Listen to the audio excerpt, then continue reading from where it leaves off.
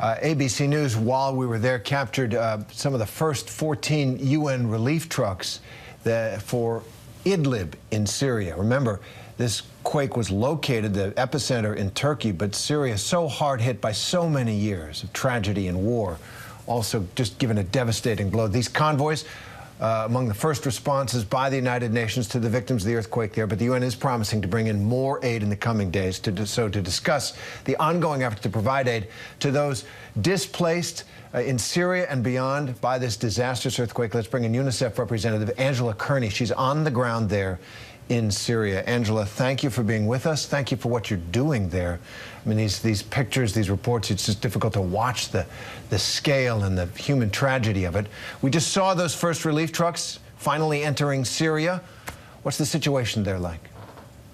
Yeah, I think that luckily, actually, we had a lot of prepositioned supplies in northwest Syria and also in the north. And so we were able to open our warehouses very quickly. But they empty also very quickly as the needs are really huge. So, yes, trucks went in via Turkey into northwest Syria. And also we've had trucks in from Jordan and from Lebanon as well, and travelling up the roads to Aleppo and Latakia. I was actually in Aleppo when it happened, and it is absolutely devastating in those first few hours and waiting for the rescue. And sadly, it's a lot more now recovery. But the needs are just huge. The number of people in shelters, the number of people who are homeless and living with relatives. It's really got to be a massive effort by every single one of us. And we need all of our energies to go there and support the Syrian people who are really helping themselves as well. Yeah, as I say, I'm glad you're there, and it looks like you are, putting your shoulder to the wheel there in the best of causes. And by the hour, the toll rises. And I'm thinking of the children, the thousands of children. David, has been talking about this as well, who lost their families or are injured themselves. UNICEF, one thinks of UNICEF's broad work, but in particular with children. How's UNICEF responding? Yeah, I think that many of the children are in shelters, so they're in schools with their families or mosques or churches or government buildings. Sports stadiums, for example. We went to a massive sports stadium in Latakia today, and there's thousands of people there. And what we need, they initially needed blankets and clothes and mats for the floor. It's really, really cold here, as you can see in your footage there.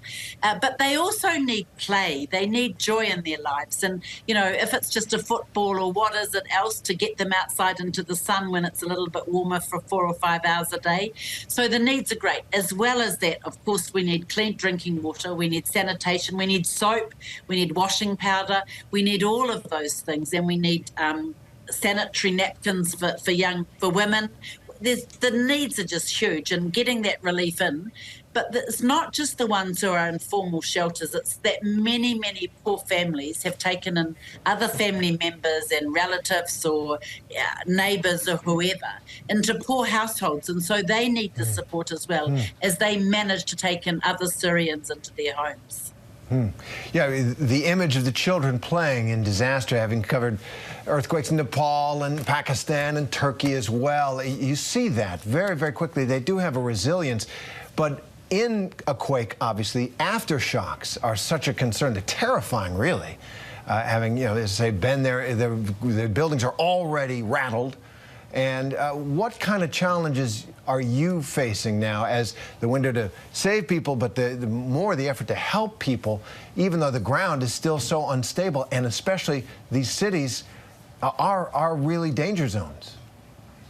Yeah, exactly. And it's a lot of the damage is in really high built-up areas, but also in the rural areas. You have some of the water tanks have fallen over, the pipes have mixed with the sewage, the clean drinking water.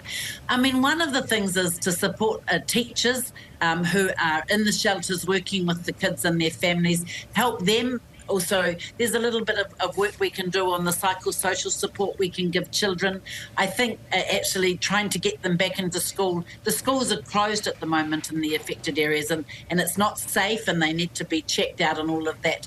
But at the same time, just these kids have been through so much already the increasing world inflation, poverty, war, civil unrest, all of those things. And so I think that it's our responsibility to try and help them to get back to life as quickly as possible. And that's by giving aid now and looking at how we can push that out into all of the places where they're living. Absolutely. Angela Kearney with UNICEF in Syria. We thank you once again for being with us and for all that you're doing. And that call for help, Americans will respond. You can go to our website, abcnews.com, find all kinds of ways to do that. Thanks, Angela. And you can learn more about the earthquake's impact on children and families in Turkey and Syria and how you can help at unicefusa.org/ABC News.